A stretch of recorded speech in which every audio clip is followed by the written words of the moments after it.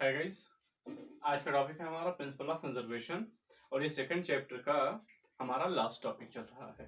ठीक है, तो आज हम लोग थ्योरी कवर कर लेंगे और कल हम लोग न्यूमेरिकल करेंगे, उसके बाद फिर video finish, second chapter finish. तो आज का टॉपिक है principal of conservation of the energy, यानी एनर्जी कंजर्व होती है।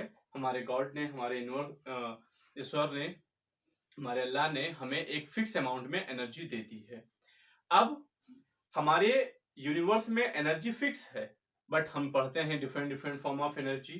तो हमारी एनर्जी फिक्स है, बस हम केवल उसको एक फॉर्म से दूसरे फॉर्म में ट्रांसफर कर सकते हैं। हम एनर्जी को ना तो डिस्ट्रॉय कर सकते हैं और ना ही उसको हम बना सकते हैं। ये हमारी conservation of principal of conservation of energy कहती है। ठीक है, तो इस प्रिंसिपल के अकॉर्डिंग ना तो एनर्जी अगर आप कन्वर्ट कर सकते हैं, ना ही आप डिस्ट्रॉय कर सकते हैं। तो आप सोचिए कि आप जब काम करते हैं तो आपको थकान क्यों लगती है? यानी आपकी एनर्जी डिस्ट्रॉय हो गई? नहीं, ऐसा नहीं होता है।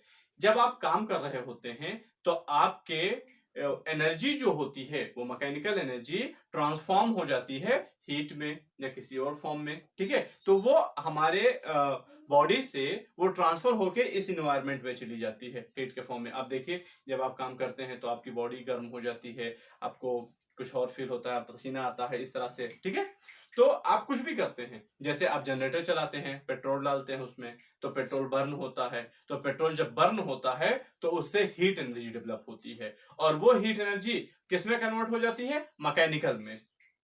और वो मैकेनिकल एनर्जी यानी इंजन को चलना, जो इंजन हमारी चल रही होती है, वो मैकेनिकल एनर्जी है। और उस मैकेनिकल एनर्जी से हमें फिर क्या मिलने लगता है? इलेक्ट्रिकल एनर्जी, क्योंकि वो जनरेटर हमें क्या दे रही है? इलेक्ट्रिसिटी दे रही है। तो इस तरह से अगर आप देख रहे हैं कि एक तरह से हमारी एनर्जी लॉस हो रही है, तो दूसरी तरफ हमें एनर्जी का नया फॉर्म मिल भी रहा है। तो एनर्जी हमारी डिस्ट्रॉय नहीं होती है, बल्कि वो कंजर्व्ड होती है। वो सिर्फ एक फॉर्म से दूसरे फॉर्म में चेंज होती है। ओके, तो चलिए इसको हम प्रूफ भी करते हैं। तो देखिए, एक फ्री फॉल कंडीशन में आपने देखा कि अगर हम कोई बॉडी ऊपर से ड्रॉप करते हैं, जैसे मैं इस ऑब्जेक्ट को पकड़ के यहां लेकर आता हूं, ठीक है, तो अभी ये ग्राउंड से कुछ हाइट पे है, मान लिया h हाइट पे है। तो अगर मैं इसको छोड़ूंगा, जब तक मैं इसको यहां पकड़ के रखा हूं, तब तक इसके पास कौन सी एनर्जी है? केवल पोटेंशियल एनर्जी है। क्यों पोटेंशियल एनर्जी है? क्योंकि ये हाइट पर है, और हम जानते हैं ड्यू टू हाइट किसी भी ऑब्जेक्ट के पास पोटेंशियल एनर्जी होती है। ठीक है, तो यहां पर हाइट की वजह से इसमें पोटेंशियल एनर्जी है। हाइट और बढ़ाऊंगा तो पोटेंशियल एनर्जी और बढ़ जाएगी, लेकिन अगर हाइट कम कर दूंगा तो पोटेंशियल एनर्जी कम हो जाएगी। तो हाइट की वजह से कौन होती है? पोटेंशियल एनर्जी होती है। तो यहां पर देखिए कि जैसे हम इसको ऊपर लेकर जाते हैं, तो जब हम इसको ऊपर लेकर जाते हैं तो इसमें पोटेंशियल एनर्जी आ गई है। मैंने इसको पकड़ के रखा है, तो जब मैंने पकड़ के रखा है, मान लीजिए इसका मास m है, हम यही सारी चीजें कंसीडर कर लेते हैं। मान लिया हमने कि ये एक मास m है इस बॉडी का, और इसको हम h हाइट पर रोके हुए हैं, तो हम यही चीज ले लेते हैं, let a body of mass m falling freely. अब यहां से अगर हम छोड़ेंगे तो क्या होगा? फ्रीली फॉल होगा। फॉलिंग फ्रीली अंडर ग्रेविटी, किसके अंडर में गिर रही है? ग्रेविटी, क्योंकि ग्रेविटी इस पर फोर्स लगा रही है ना, तो ग्रेविटी की वजह से नीचे गिरना शुरू करती है। ठीक है, from the height h above the surface. अब यहां पर कहां h हाइट से गिर रही है ये। ठीक है, तो जब ये h हाइट से गिरेगी तो according to principle of conservation हमारी एनर्जी तो डिस्ट्रॉय होती नहीं है। ठीक है, तो अगर यहां पर इसके पास जितनी भी एनर्जी होगी तो हर पॉइंट पर उतनी ही एनर्जी इसमें होनी चाहिए। ठीक है, तो यहां पर मैंने फिगर बना दिया है। मान लीजिए m मास की एक ऑब्जेक्ट यहां से ऐसे नीचे की ओर गिरना शुरू करेगी, तो जब ये गिरना नहीं शुरू की थी, जब ये हवा में ही थी, तो इसके पास कितनी एनर्जी थी? तो इसके पास उस वक्त केवल एक एनर्जी थी, और वो कौन थी? Potential energy. क्योंकि वो मोशन में नहीं थी, उसमें केवल हाइट था, इसलिए उसके पास क्या थी? केवल पोटेंशियल एनर्जी थी। तो जितनी भी पोटेंशियल एनर्जी वहां पर थी, टोटल एनर्जी, मैकेनिकल एनर्जी हमारी उतनी ही होगी। ठीक है, तो यहां पर मोशन नहीं है, दैट्स मीन हम कह सकते हैं इनिशियल वेलोसिटी यानी u इजकल टू कितना है? 0। इनिशियल वेलोसिटी कितनी है? 0 है, केवल हाइट h है। तो चलो इस पॉइंट पर हम इसकी टोटल मैकेनिकल एनर्जी फाइंड करते हैं। तो एनर्जी एट पोजीशन ए, तो Pe यानी पोटेंशियल एनर्जी। चलो मैं इसको यू से लिख देता हूं। तो यू इक्वल टू कितना होगा, mgh। m क्या है, मास है, m क्या है, मास, g ग्रेविटी और h हाइट। ठीक है। काइनेटिक एनर्जी कितनी इसकी, kinetic energy half M V square, और v की वैल्यू कितनी है, 0। तो k की वैल्यू कितनी हो गई, 0 हो गई। तो बताओ टोटल एनर्जी, मैकेनिकल एनर्जी कितनी हो गई। तो हम जानते हैं total kinetic mechanical energy equal to U plus K होता है। तो ये हो जाएगा mgh plus 0 equal to mgh। यानी इस पोजीशन पर इसके पास कितनी एनर्जी है, केवल mgh एनर्जी है। ठीक है। चलिए अब पोजीशन बी पर करते हैं।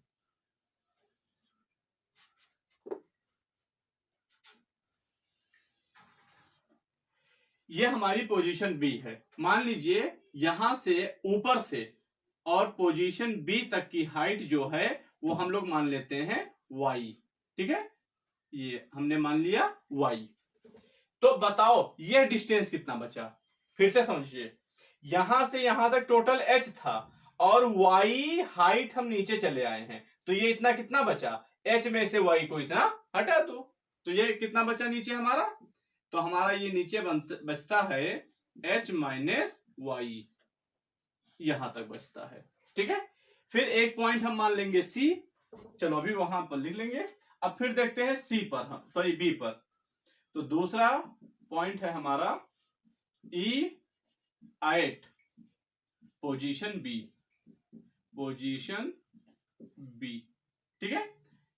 तो अगर हम b की बात करें तो देखिए अब ये गिरना शुरू हो चुका है। तो जब ये गिरना शुरू हुआ है तो इनिशियल वेलोसिटी तो 0 थी, लेकिन जैसे जैसे ये नीचे गिरेगा, आप जानते हैं कोई भी ऑब्जेक्ट जब ऊपर से नीचे गिरता है तो उसकी वेलोसिटी इंक्रीज होती है हमेशा, ड्यू टू ग्रेविटी। भाई जैसे कोई इधर जा रहा था, तुम पीछे से धक्का देते रहो, ऐसे वो जा रहा था और पीछे से ही धक्का भी देते रहो, तो इसकी स्पीड बढ़ेगी कि घटेगी, ऑब्वियसली बढ़ेगी ना। तो अगर यहां से ऑब्जेक्ट गिरता है और अर्थ इसको अपनी ओर खींच भी रही है, यानी फोर्स भी नीचे की ओर है, तो इसकी वेलोसिटी क्या होगी, बढ़ेगी।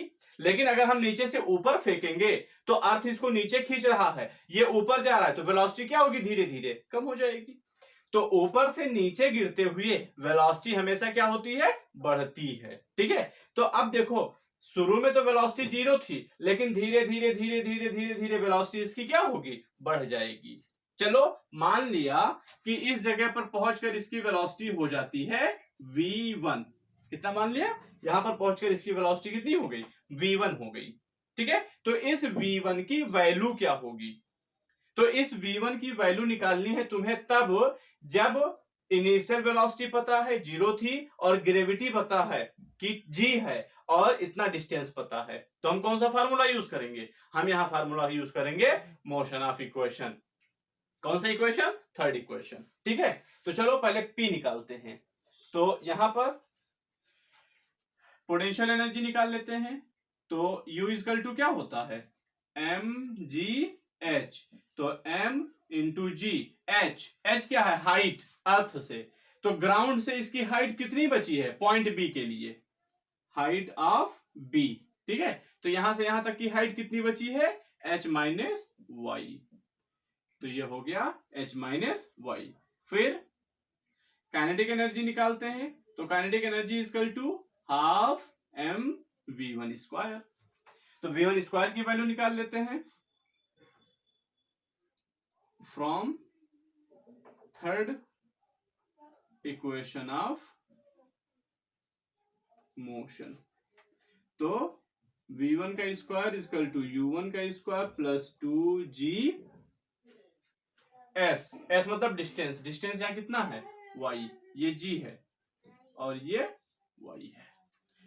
तो u की वैल्यू तो 0 है, तो v1 स्क्वायर इक्वल टू कितना हो गया, ये हो जाता है 2gy। अब v1 की वैल्यू यहां पुट कर देते हैं, इसको मान लेते हैं equation first, equation third of motion लिखा है।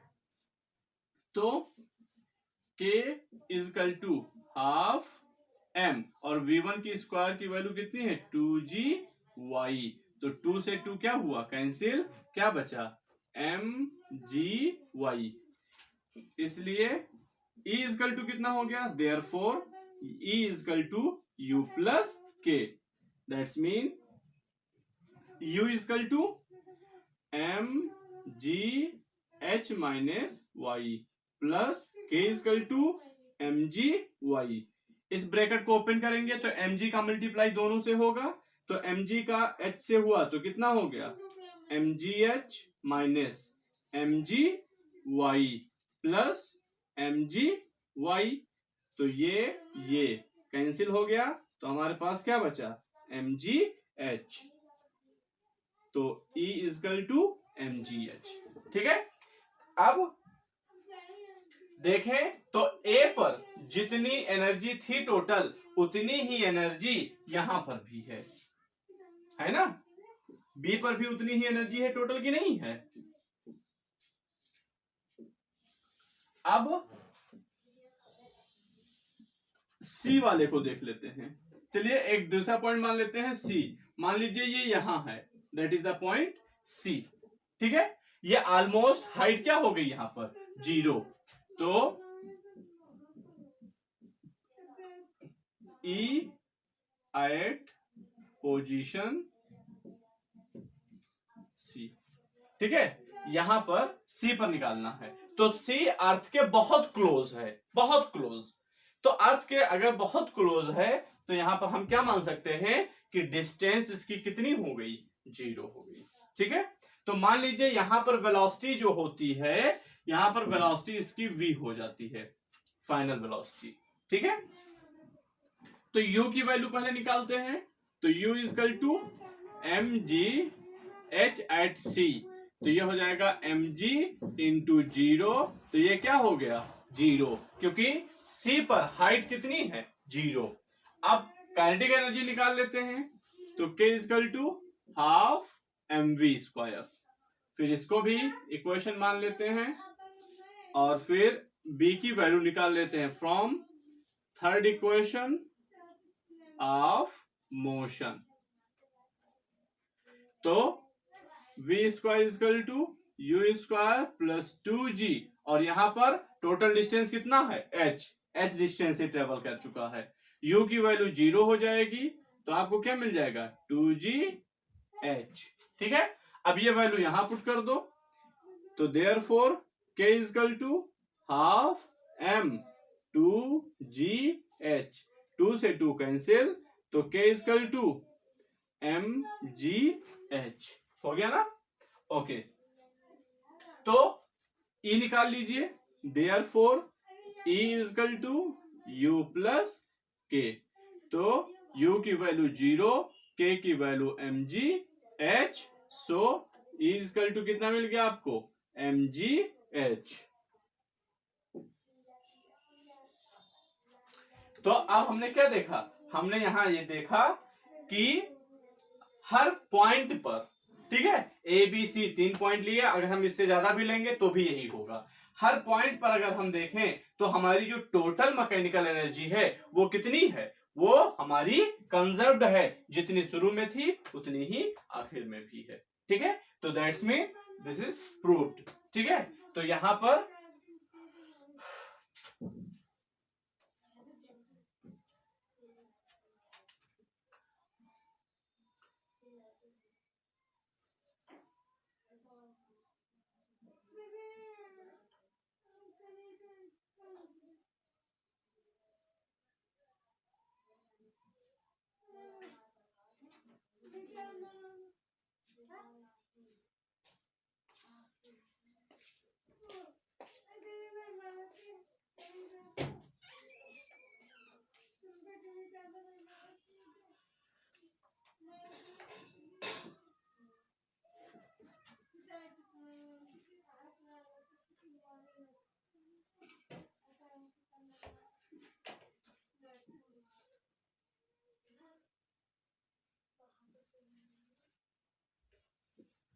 ओके, तो हमारे इस डिस्कशन से क्या क्लियर हो गया, ये क्लियर हो गया कि एनर्जी क्या है, कंजर्व्ड है।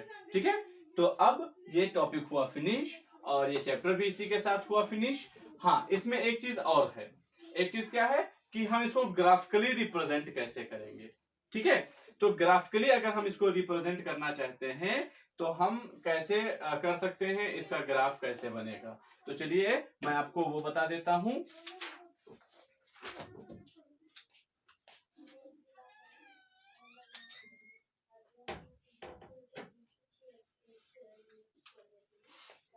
इसको मैं डाल रहा हूं, देख लिया आप लोगों ने, मैं डाल देता हूं।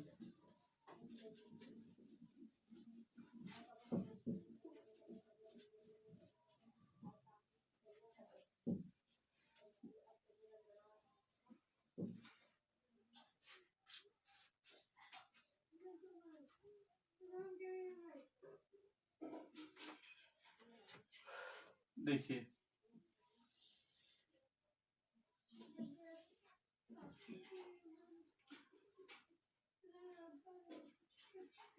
तो यहां पर हम ये देख रहे हैं कि इस पॉइंट पर मान लीजिए mgh है, ये हाइट है। ठीक है, और मैं अलग पेन से कर दे रहा हूं। ये ब्लैक वाला जो है चलेगा ही नहीं।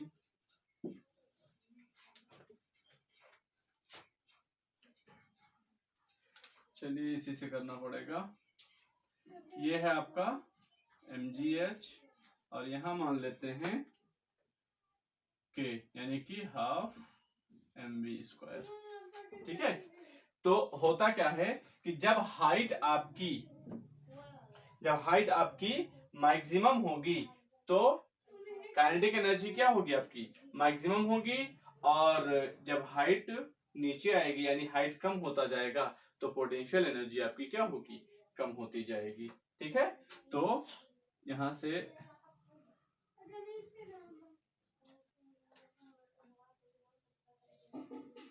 ये वेरिएशन इन एनर्जीज है। ये पॉइंट ऐसा होगा, ठीक है, जहां पर mgh और काइनेटिक एनर्जी और पोटेंशियल एनर्जी ये दोनों आपस में ही क्या होंगे, इक्वल होंगे। तो ये वो पॉइंट है। ठीक है, यानी कि हाफ, यानी कि ये हाइट क्या होगी, ये पूरे हाइट का हाफ होगा, ये होगा h/2। ठीक है, तो h/2 पर हमारी जो काइनेटिक एनर्जी और पोटेंशियल एनर्जी जो होगी इस पॉइंट पर U = K हो जाएगा। ठीक है, हाइट ज्यादा होने पर हमारे पास पोटेंशियल एनर्जी होगी। ठीक है, लेकिन जैसे जैसे जैसे जैसे पॉइंट हाइट घटता जाएगा वैसे वैसे काइनेटिक जो हमारी क्या कहते हैं पोटेंशियल एनर्जी होगी वो क्या होगी, घटती चली जाएगी। ठीक है, ये और हमारी काइनेटिक एनर्जी बढ़ती चली जाएगी। ओके, तो ये हो गया आपका ये समझ में आ गया। फिर से एक बार मैं अलग अलग कलर से कर देता हूं। चलिए मैं पोटेंशियल एनर्जी को रेड से कर देता हूं। देखिए हाइट बढ़ने के साथ पोटेंशियल एनर्जी क्या होती है, बढ़ती है। तो देखो हाइट जब कम है तो पोटेंशियल एनर्जी कम है, हाइट बढ़ी पोटेंशियल एनर्जी बढ़ी, हाइट बढ़ी पोटेंशियल एनर्जी बढ़ी, हाइट बढ़ी पोटेंशियल एनर्जी बढ़ी और ये बढ़कर ज्यादा हो गई। तो जब हाइट मैक्सिमम हो गया तो पोटेंशियल एनर्जी भी मैक्सिमम हो गई। देखो इधर जाएंगे तो हाइट बढ़ेगा ना, ये देखो जब हाइट 0 था तो पोटेंशियल एनर्जी 0, हाइट इतना हो गया पोटेंशियल एनर्जी भी इतनी हो गई, हाइट इतना पोटेंशियल एनर्जी इतना। हाइट जब मैक्सिमम हो गया तो पोटेंशियल एनर्जी भी मैक्सिमम हो गई। लेकिन हमारा जो के होता है यानी कि काइनेटिक एनर्जी वो हाइट कम होने के साथ बढ़ता है। जब देखिए हाइट ज्यादा थी तो potential energy sorry kinetic energy 0, height और घटी पोटेंशियल एनर्जी बढ़ गया, हाइट घटी पोटेंशियल एनर्जी बढ़ गई, हाइट घटी पोटेंशियल एनर्जी बढ़ गई, हाइट कम हुआ पोटेंशियल एनर्जी यहां हो गया। ठीक है, तो हाइट कम होने के साथ हमारी जो काइनेटिक एनर्जी है वो राइज अप होती है और पोटेंशियल एनर्जी डिक्रीज होती है। ओके, तो ये क्या है, ये काइनेटिक एनर्जी है और ये पोटेंशियल एनर्जी है, ये पोटेंशियल एनर्जी है, पोटेंशियल एनर्जी। और ये किसको शो कर रहा है, काइनेटिक एनर्जी को।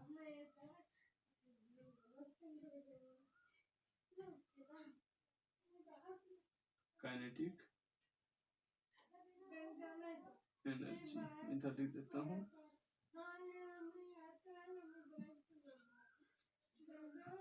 एनर्जी, ठीक है। तो ये हो गया आपका फिनिश। अब इसके बाद हम लोग न्यूमेरिकल करेंगे। ओके